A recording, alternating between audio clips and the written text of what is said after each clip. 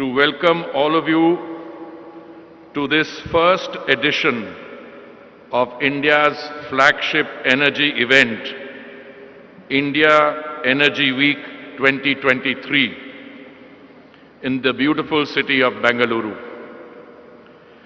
As India's first comprehensive energy event covering the entire value chain in its year of the G20 presidency, IEW 2023 is a key discussion platform in the G20 calendar. The India Energy Week was born out of the Honorable Prime Minister's long-standing vision for India's role in the global energy transition while ensuring India's energy security, affordability, and accessibility for her citizens. It captures India's dreams and aspirations of an Amrit Kal, whilst also underlining her role in the 21st century global economy as a Vishwaguru following the ideals of Vasudhaiva Kudumbakam. IEW 2023 comes at a watershed in the global energy landscape, and it will devise solutions to solve the global energy quadrilemma of energy access, affordability, and availability, with security at its pivot, and devise solutions for the future global energy transition. Friends and colleagues, last year marked a tumultuous period in energy prices globally. This created global challenges to development and sparked uncontrolled inflationary and recessionary fears. The World Bank has estimated that this year global growth will decelerate to 1.7%, the third weakest in nearly 3 decades. More than 60 million people visit the petrol pump in India on a daily basis. A nation of 1.4 billion plus has to be insulated against the global price rise so that energy is accessible at affordable cost. This is the primary focus of India's energy needs. India has already pledged to become net zero in emissions by 2070 and cut down the emissions by 1 billion tons by the end of 2030. These commitments come despite India's historical contribution to global emissions since 1890 is about 4%, despite being the fifth largest economy and home to 17% of the world's population, and despite India's per capita emissions ranking the lowest amongst the G20 countries and about half of the global average. Against this backdrop, India has carved out an energy agenda which is inclusive, market-based, and climate-sensitive.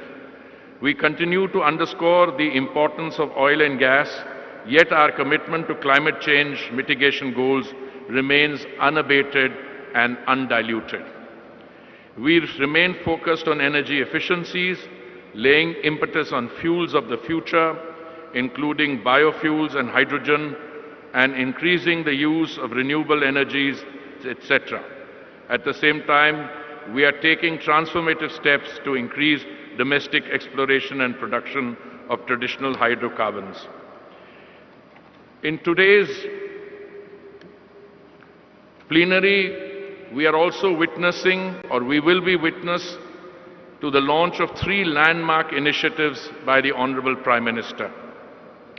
As per the vision that the Honorable Prime Minister laid out in 2017, a double-burner solar cooktop which can provide green, clean, effective and permanent solution for the cooking needs of the families is being launched today. This has replicability in the countries of the Global South and the rest of the world. Again, in line with the clarion call given by the Honorable Prime Minister To phase out single-use plastic items, we are launching the largest initiative in the world to reuse and recycle 100 million PET bottles per year. This also resonates with the global initiative Lifestyle for the Environment movement launched by the Honorable Prime Minister. These PET bottles will be converted into cloth for the frontline workers of the oil marketing companies and non-combat uniforms for the armed forces and other institutions and retail sales. The Honorable Prime Minister had set for us a target of 10% ethanol blending by the end of November 2022. We achieved this 5 months prior to the target. Equally, the Prime Minister had originally set 2030 for India to achieve 20% biofuel blending. Under the bold and decisive leadership of the Honorable Prime Minister, this 2030 target of 20% blending has been brought forward by 5 years, and we will complete it by 2025. We had also planned to launch an E20 blended biofuel by April of 2023, and I'm very pleased to inform you that today the Honorable Prime Minister will be launching an E20 blended fuel which will be available in select petrol pumps in the country on a pilot project basis 2 months, well 2.5 months ahead of the target April 2023 launch. The Honorable Prime Minister will also be launching a green mobility rally which will showcase various types of vehicles capable of having E20, E85, hydrogen fuel, CNG and other new age fuels. As a country on a fast trajectory of economic growth, India is projected to witness the largest increase in energy demand of any country over the next 2 decades, accounting to close to 28% of incremental global growth in energy demand. Green growth has been highlighted as one of the Saptarishi or 7 priorities for the country in the latest budget. Not only have generous provisions been made for this, but also for other related activities to cover the manufacture of catalyzers and other requirements in the production of green hydrogen. Excellencies, India Energy Week 2023 therefore comes at an apt time and provide a unique platform to strengthen dialogue and cross-regional knowledge sharing on the future of the energy landscape at a time when the volatility, uncertainty and energy security in the energy business is dominating our discussion. This year's theme, Growth, Collaboration, Transition, is apt as it underscores the need for us to collaborate and grow together. We seek to imbibe the true spirit of innovation. Achieving the net zero goal requires global coordination and access to skills, technology and global financing. Excellencies, ladies and gentlemen, I am confident that India Week will provide an unrivaled global networking platform for all of you where key priorities will be set and new partnerships will be forged. I wish you the best in your discussion and engagements and look forward to fruitful outcomes. Thank you. Jai Hind.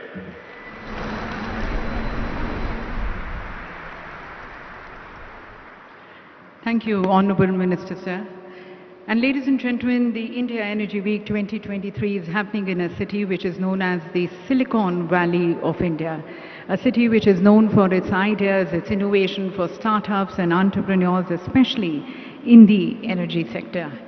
और मंच पर हमारे साथ मेज़बान राज्य के माननीय governor साहब श्री थावरचंद गहलोत जी हैं, साथ साथ यशस्वी मुख्यमंत्री श्री बसवराज बोम्मई जी हैं. तो मैं मेज़बान राज्य कर्नाटक के माननीय मुख्यमंत्री श्री बसवराज बोम्मई जी को अब आमंत्रित करती हूँ इस सम्मानित सभागार को संबोधित करने के लिए। Inviting the honourable chief minister Shri Basavaraj Bommai ji.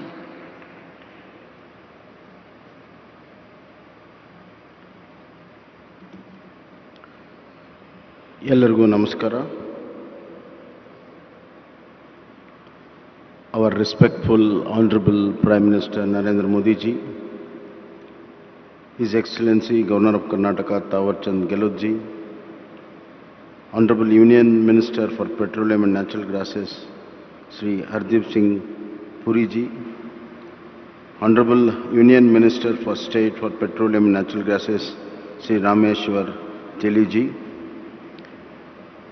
all His Excellencies, CEOs of the company, all the delegates, ladies and gentlemen, and my press friends.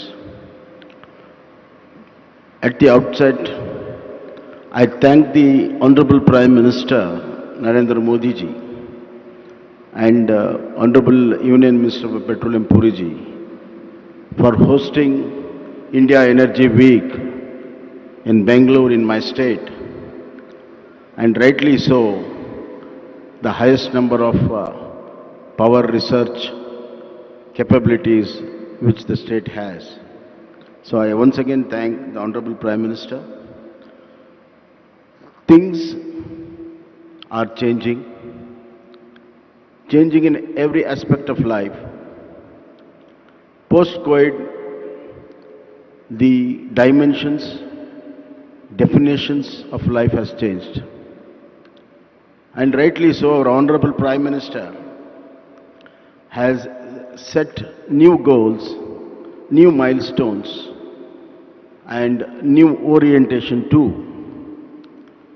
He has been a very successful as a Chief Minister of Gujarat by bringing a revolutionary change in power production, supplies and distribution. With that rich experience, he has changed the power sector of the country. This is a paradigm shift on the priorities. Therefore, we have the experience of the Honorable Prime Minister, and we are facing the new challenges. The whole world in its effort for a net zero is a very big challenge, and our Honorable Prime Minister has set a goal for 2046 net zero Indian power production. Keeping that in mind, Karnataka is in the forefront of this transformation, and I am sure that this platform will give ample opportunity to lay a foundation and set a new orientation for the transferring the paradigm shift what we are expecting in the power sector. Karnataka is the highest renewable energy manufacturer in India. 50% of our power production is on by renewable energy. 15,000 megawatt we produce.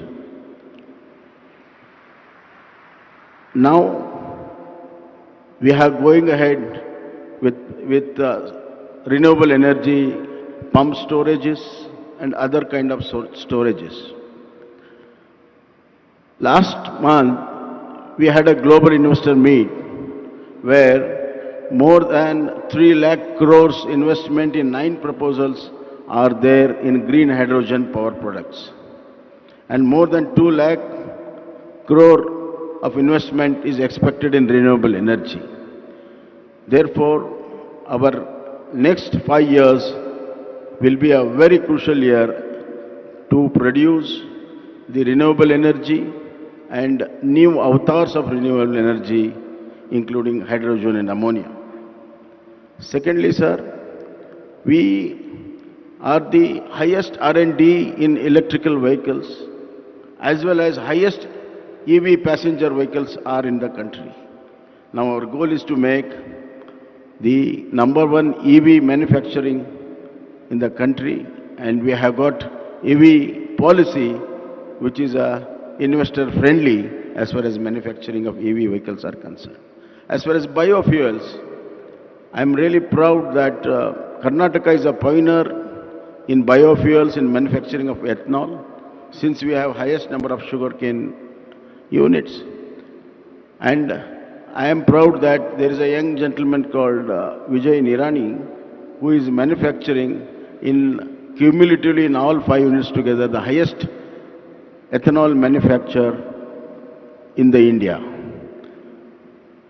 Therefore, our goal to have 20% blend of ethanol by 2025 will be achieved, and Karnataka will be one of the greatest contributor. With all these new changes, new transformation, we like to say that the world changes and our goal is very, very important. Amrit Kal of our Honorable Prime Minister is change for the best in all the fields, including energy. Energy is a very important component for both economical growth and social development.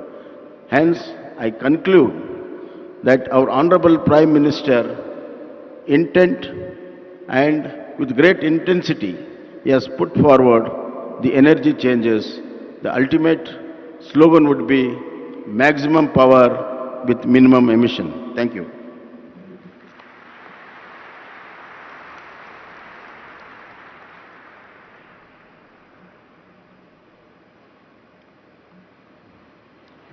Thank you, Honorable Chief Minister, sir. And ladies and gentlemen, in the very spirit of growth, collaboration and transition, which is the theme of the India Energy Week 2023, India, under the dynamic leadership of Honorable Prime Minister, is taking all the right moves towards moving to a more cleaner and greener energy.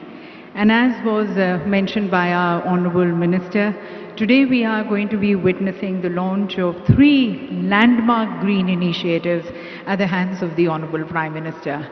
We bring you greater insights into these green initiatives which are going to be launched today, and also the progressive vision of our Honorable Prime Minister through a short film. If you can play the film, please.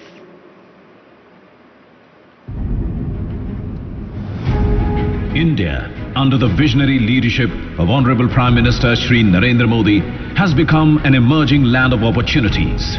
The 3rd largest consumer of crude oil and petroleum products in the world. Committed to the target of renewable footprint and decarbonization by 2030, as resolved by our Prime Minister Shri Narendra Modi at COP26. आज Bharat installed renewable energy capacity में विश्व में 4थे number पर है।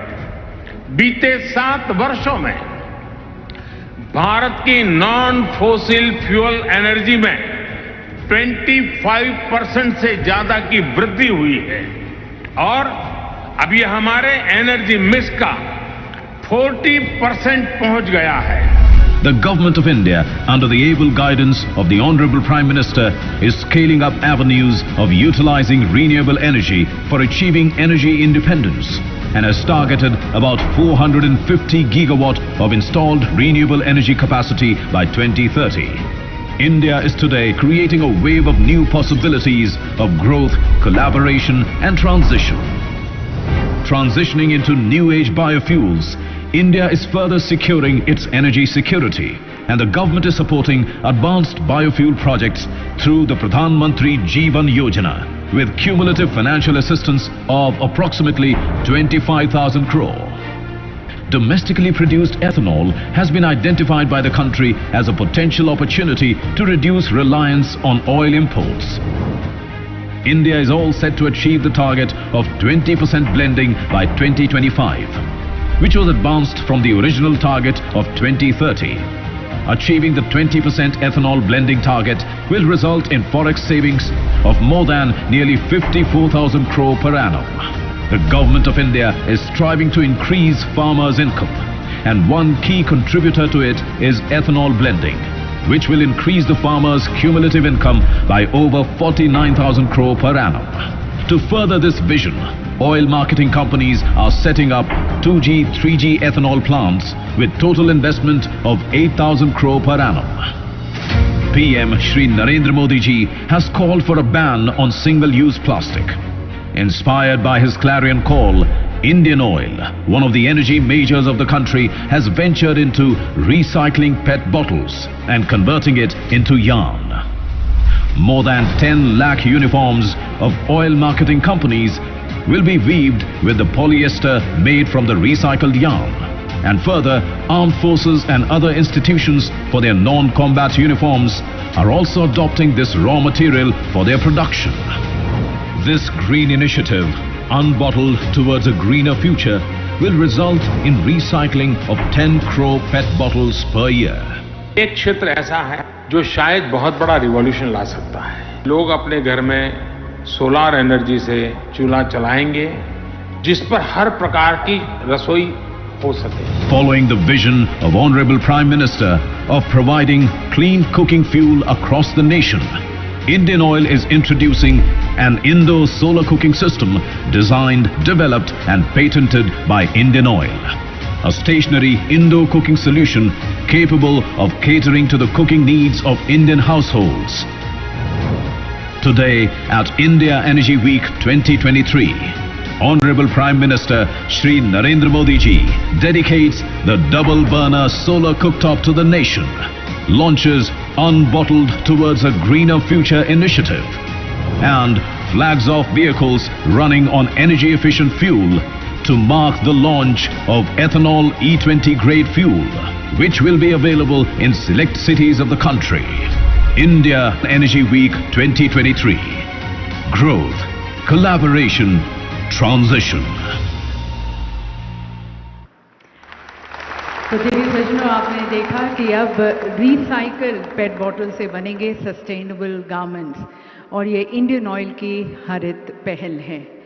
Sustainability की दिशा में आगे बढ़ते हुए इंडियन ऑयल ने सर्कुलर इकोनॉमी में योगदानकर्ता के रूप में प्लास्टिक न्यूट्रलिटी को अपनाया है, और इसी के तहत ऑयल मार्केटिंग कंपनीज के कस्टमर सर्विस अटेंडेंट्स की वर्दी के अलावा अन्य संस्थाओं के लिए भी कपड़ा बनाया जाएगा। रिसाइकल पॉलिएस्टर को कपास के साथ मिलाकर उसकी तरफ कपड़ा तैयार किया जाएगा। आपको ये भी बताना चाहेंगे कि प्रत्येक वर्दी के लिए कुछ 28 यूज्ड पेट बॉटल्स रिसाइकलिंग उनकी की जाती है और तब वो कपड़ा तैयार किया जाता है। और हमारे साथ chairman Indian oil corporation limited हैं, उनकी पूरी टीम को शुभकामनाएं देते हुए उन्हें मैं अब मंच पर आमंत्रित करती हूं, श्री श्रीकांत माधव वैद्या जी को, और उनसे निवेदन है कि वे माननीय प्रधानमंत्री जी को इस रिसाइकल पेट बॉटल से बने पेटा और जैकेट प्रधानमंत्री जी को भेंट करें।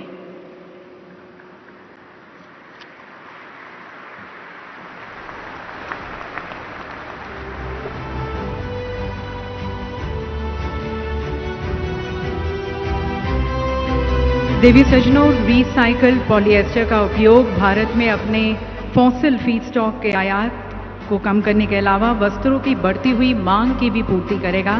पेट बोतलों के रिसाइकलिंग का महत्व पर्यावरण संरक्षण में भी है, क्योंकि इसके उत्पादन के लिए फॉसिल फीडस्टॉक से निर्मित पॉलिएस्टर की तुलना में लगभग 59% कम ऊर्जा की आवश्यकता होती है और इसमें लगभग 79% कम कार्बन फुटप्रिंट है।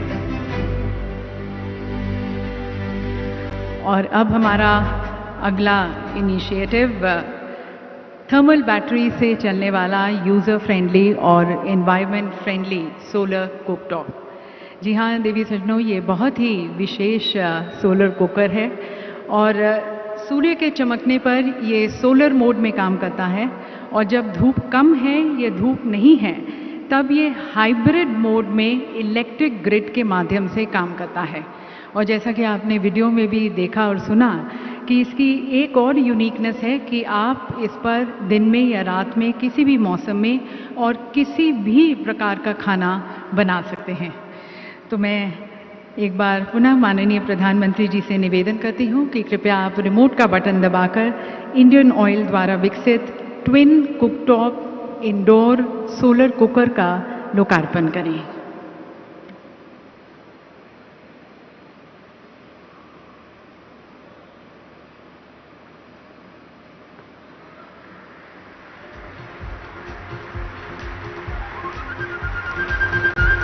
Ladies and gentlemen, I would like to draw your attention on the sides here, just closer to the podium.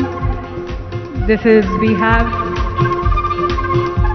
the solar cooker, the twin cooktop indoor solar cooker, and this will be the green, clean and a permanent solution for the cooking needs of the household of not only India but also of the rest of the world.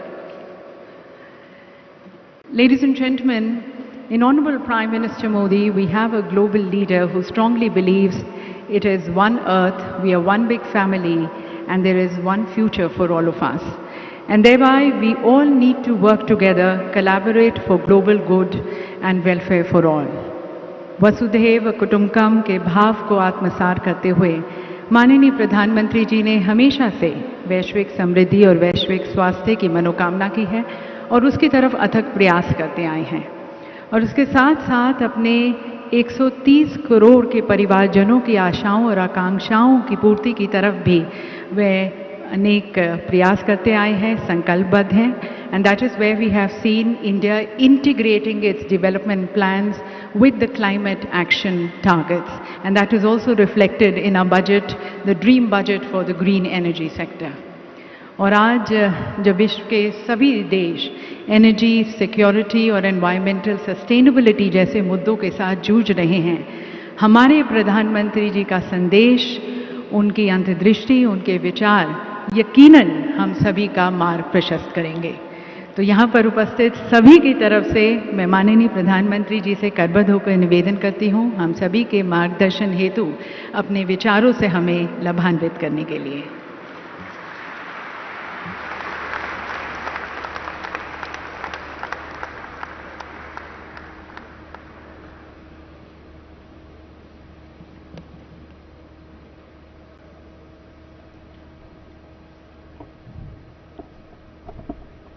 Karnataka के मुख्यमंत्री श्री बसवराज बोम्मई जी, केंद्रीय मंत्रिमंडल के मेरे सहयोगी श्री हरदीप पुरी जी, रामेश्वर तेली जी, अन्य मंत्रीगण, your excellencies, देवी और सज्जनों, इस समय तुर्की में आए विनाशकारी भूकंप पर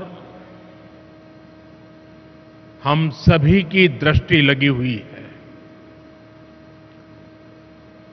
बहुत से लोगों की दुखद मृत्यु और बहुत नुकसान की खबरें हैं। तुर्की के आसपास के देशों में भी नुकसान की आशंका है। भारत के 140 करोड़ लोगों की संवेदनाएं सभी भूकंप पीड़ितों के साथ हैं। भारत भूकंप पीड़ितों की हर संभव मदद के लिए तत्पर है। साथियों, बेंगलुरु टेक्नोलॉजी, टैलेंट और इनोवेशन की एनर्जी से भरपूर शहर है। मेरी तरह आप भी यहां की युवा ऊर्जा को अनुभव कर रहे होंगे। ये भारत की G20 प्रेसिडेंसी कैलेंडर का पहला बड़ा एनर्जी इवेंट है। मैं देश विदेश से आए सभी लोगों का इंडिया एनर्जी वीक में स्वागत करता हूं, अभिनंदन करता हूं। साथियों, 21वीं सदी के विश्व का भविष्य तय करने में एनर्जी सेक्टर की बहुत बड़ी भूमिका है। एनर्जी के नए रिसोर्सेज को डेवलप करने में, एनर्जी ट्रांजिशन में आज भारत विश्व के सबसे मजबूत आवाजों में से एक है। विकसित बनने का संकल्प लेकर चल रहे भारत में एनर्जी सेक्टर के लिए अभूतपूर्व संभावनाएं बन रही है। आप जानते हैं कि हाल ही में आईएमएफ ने 2023 के लिए ग्रोथ प्रोजेक्शन रिलीज की है। इसमें कहा गया है कि Bharat fastest growing major economy रहने वाला है।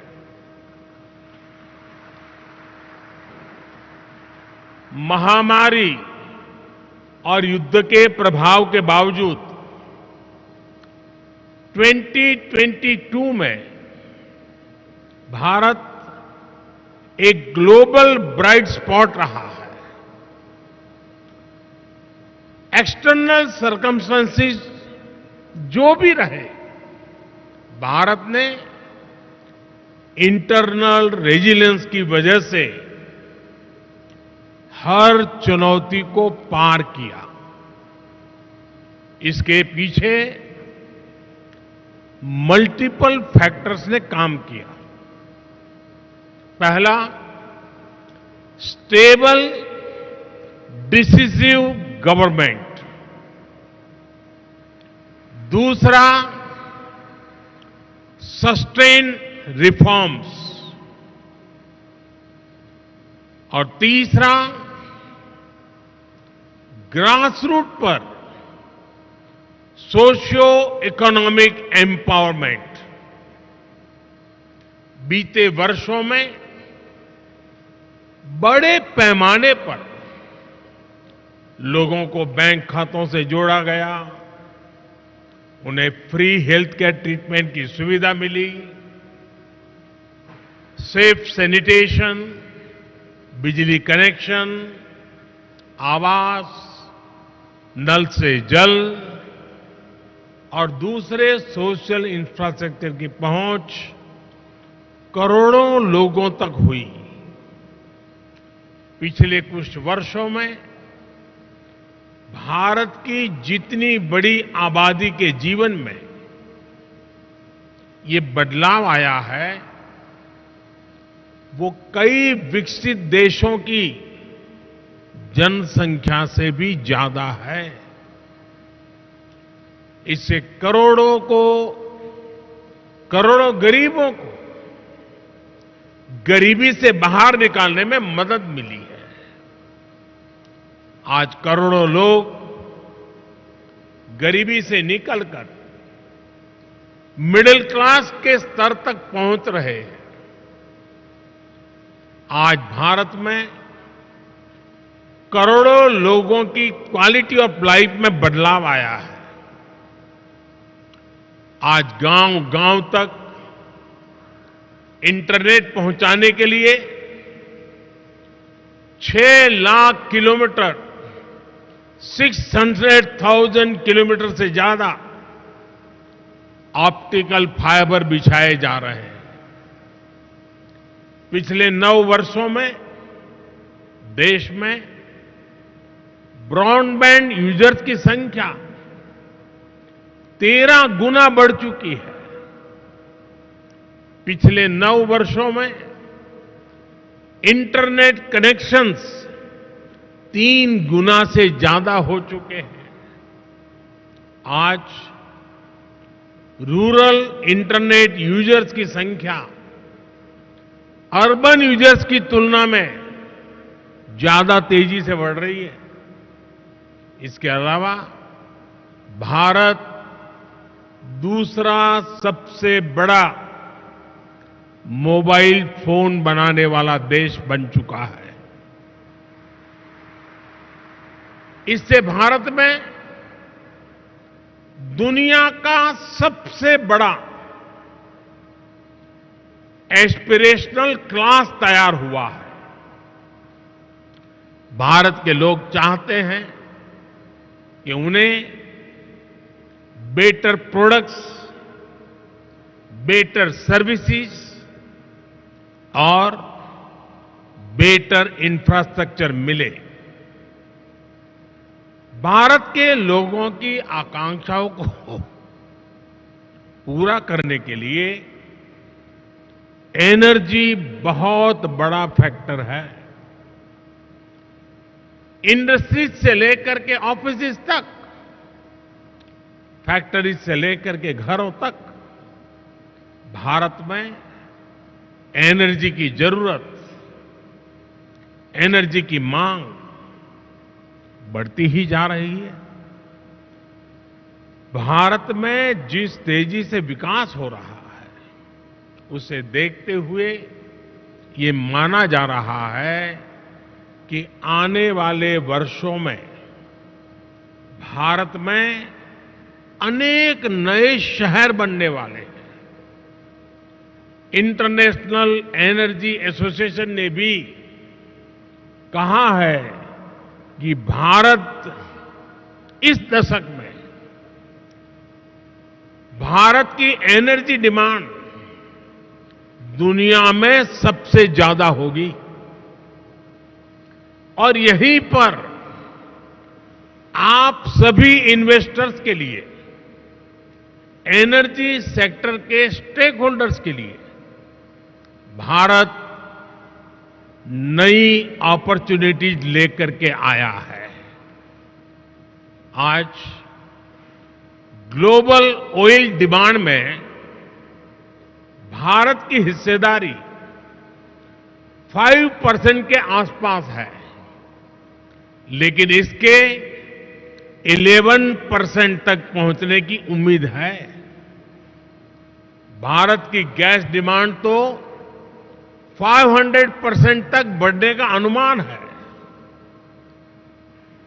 हमारा विस्तार ले रहा एनर्जी सेक्टर भारत में इन्वेस्टमेंट और कोलैबोरेशन के नए अवसर बना रहा है।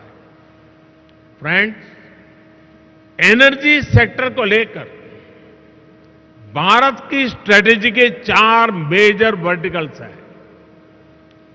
पहला, डोमेस्टिक एक्सप्लोरेशन और प्रोडक्शन को बढ़ाना। दूसरा, सप्लाईज को डाइवर्सिफिकेशन। तीसरा, बायोफ्यूल्स, इथेनॉल, कंप्रेस्ड बायोगैस और सोलार जैसे ऑल्टरनेटिव एनर्जी सोर्सेज का विस्तार। और चौथा,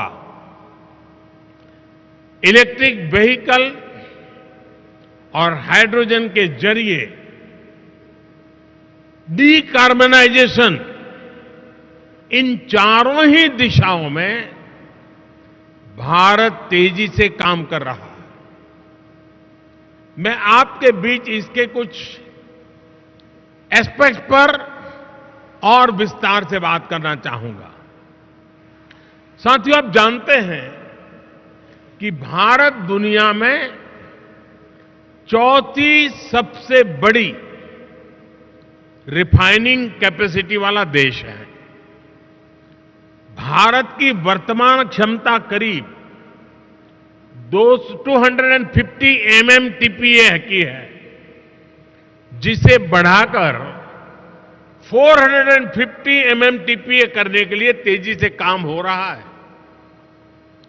हम अपनी रिफाइनिंग इंडस्ट्री को लगातार इंडिजीनियस, मॉडर्नाइज और अपग्रेड कर रहे हैं। हम अपनी पेट्रोकेमिकल प्रोडक्शन कैपेसिटी को बढ़ाने की दिशा में भी बहुत तेजी से काम कर रहे हैं।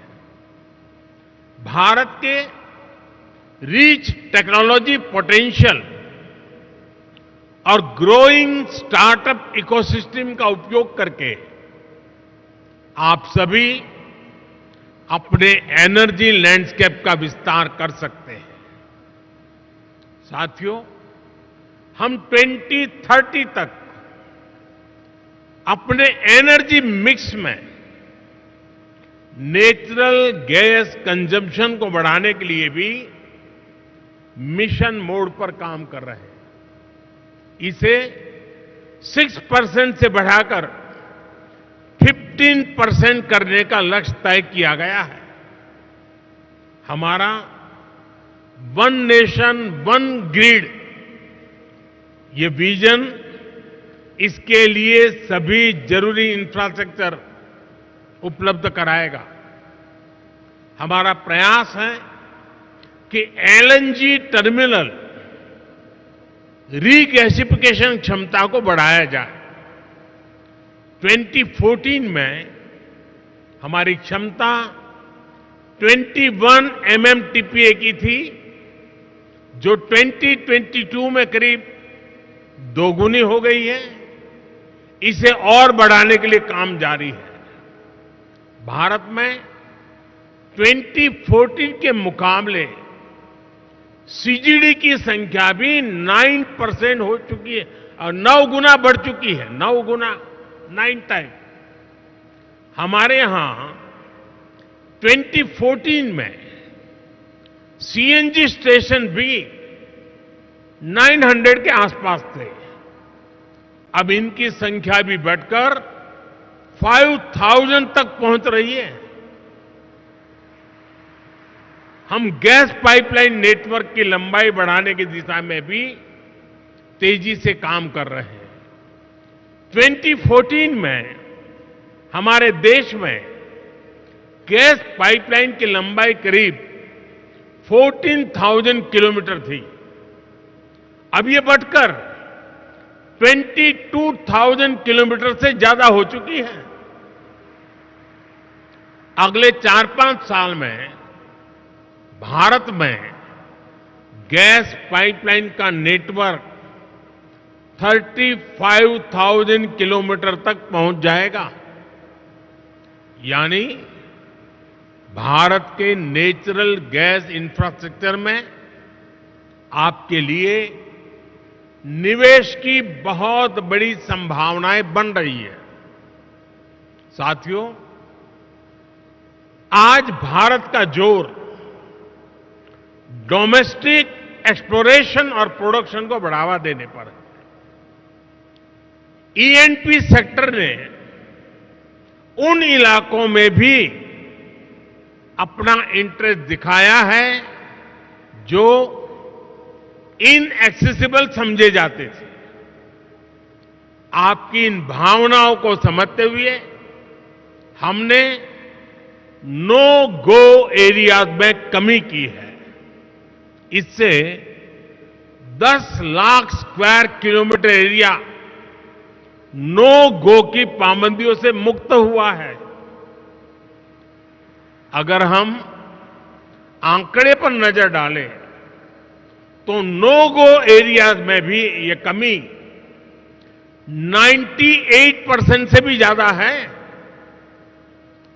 ये सभी निवेशकों से आग्रह करूंगा कि आप इन अवसरों को इस्तेमाल करिए।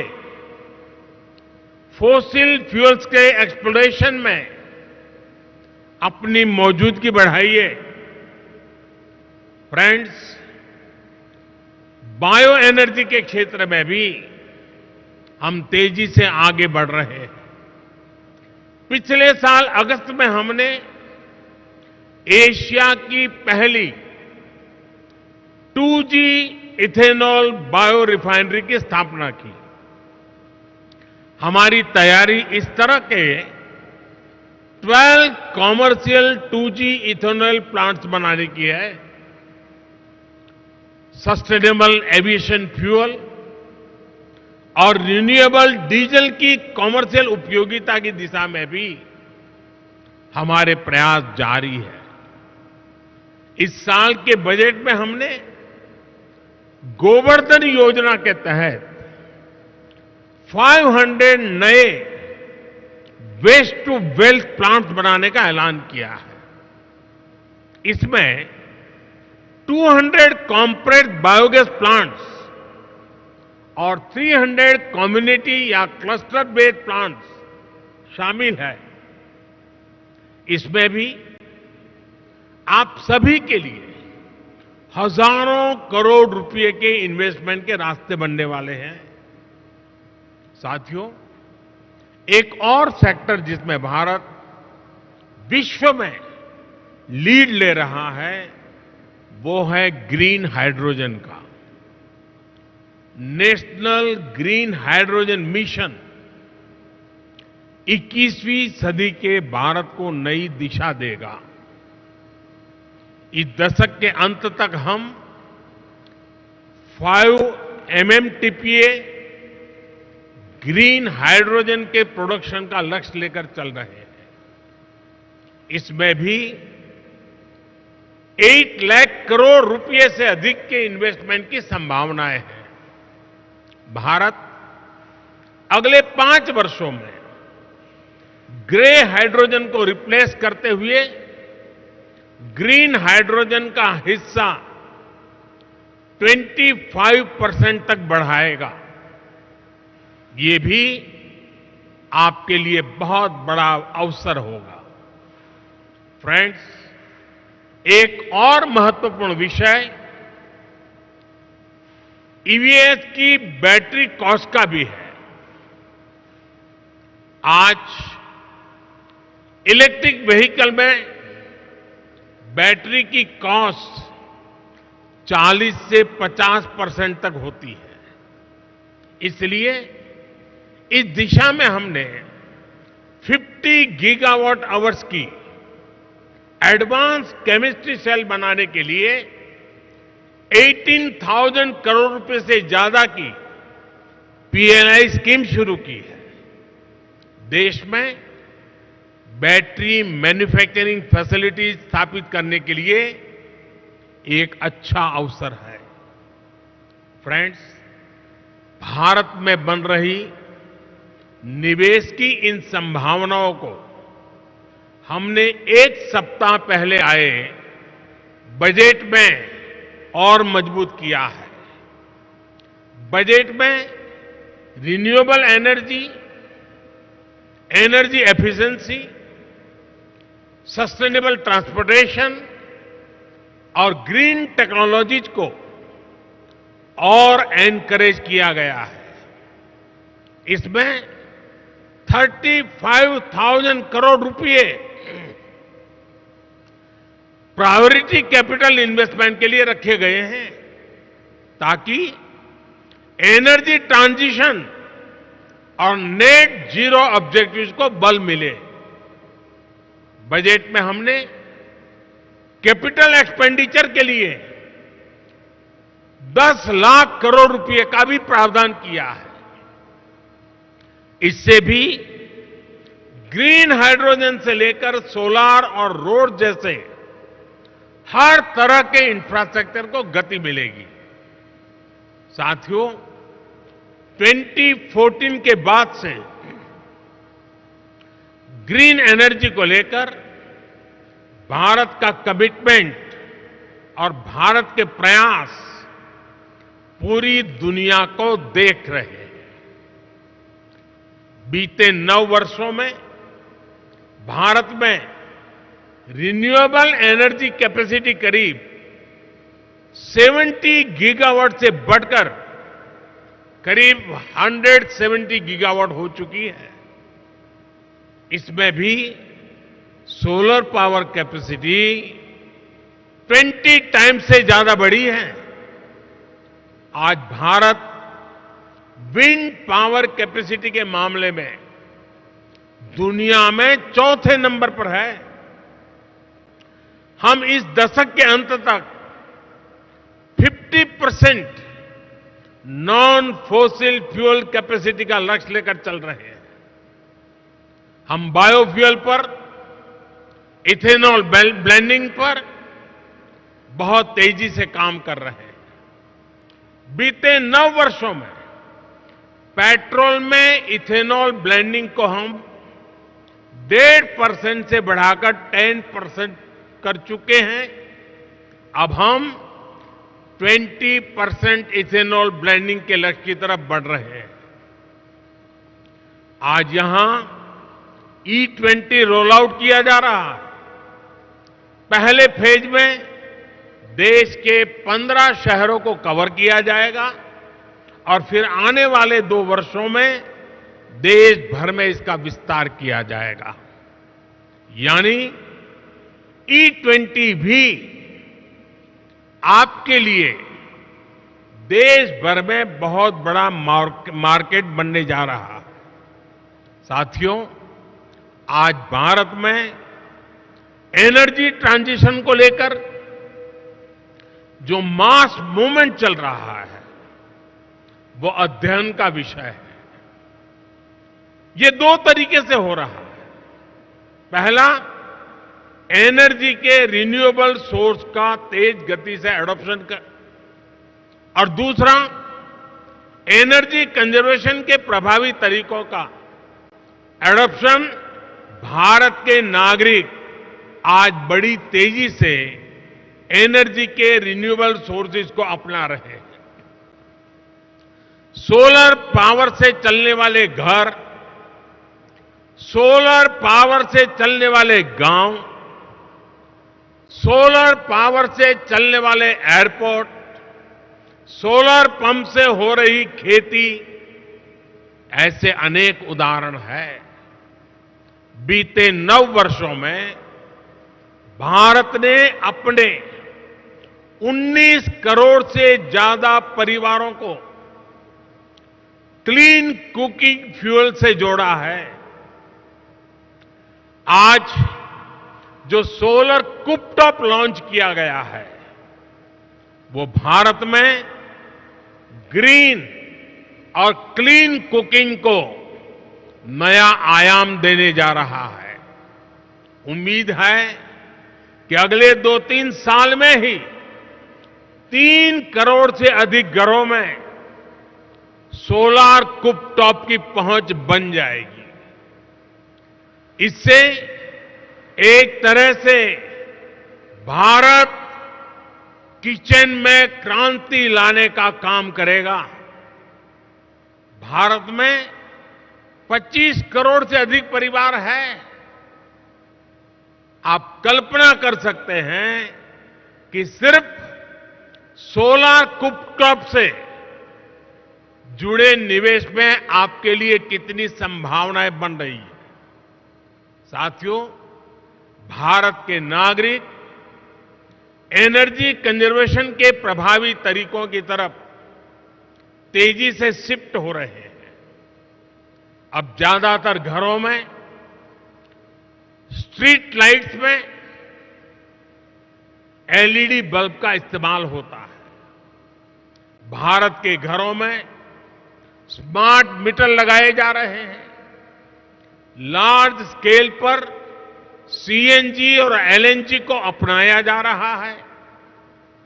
इलेक्ट्रिक व्हीकल्स की बढ़ती लोकप्रियता इस दिशा में बड़े बदलाव के संकेत दे रहे हैं।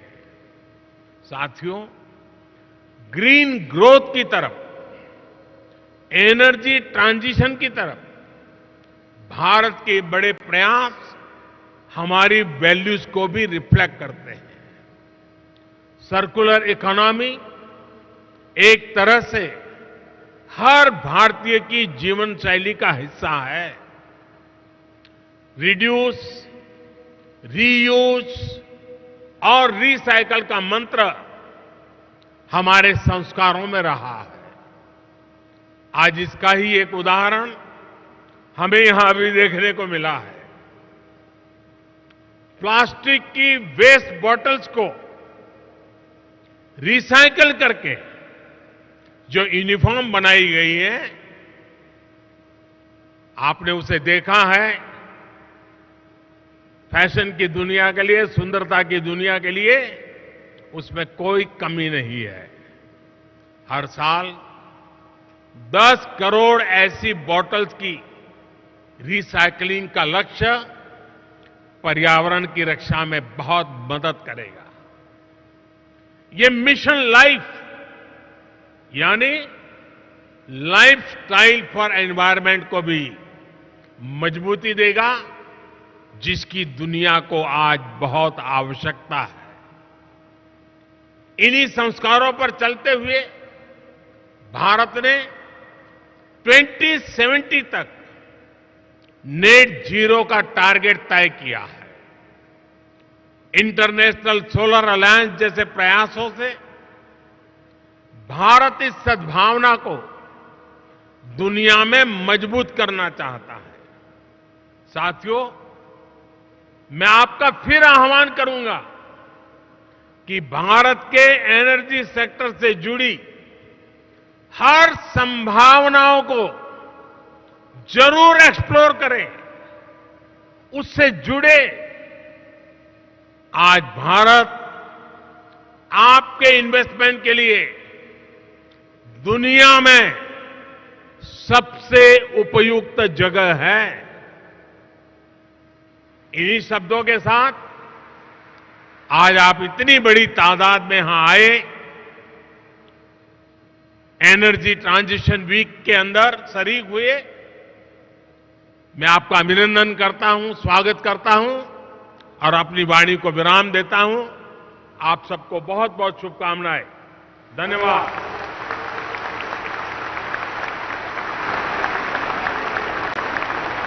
Thank you very much, Honorable Prime Minister, sir, for sharing the green growth plans which India has, and that is where the opportunity lies for the energy innovators and the investors. माननीय प्रधानमंत्री जी का बहुत बहुत धन्यवाद उनके सतत मार्गदर्शन के लिए, उनके पथ प्रदर्शक संदेश के लिए। Ladies and gentlemen, would like to request you to remain at your respective seats and would like to request our Honorable Energy Ministers to please join us outside for a group photograph with the Honorable Prime Minister. Also, the Honorable Prime Minister outside is going to be launching the E20.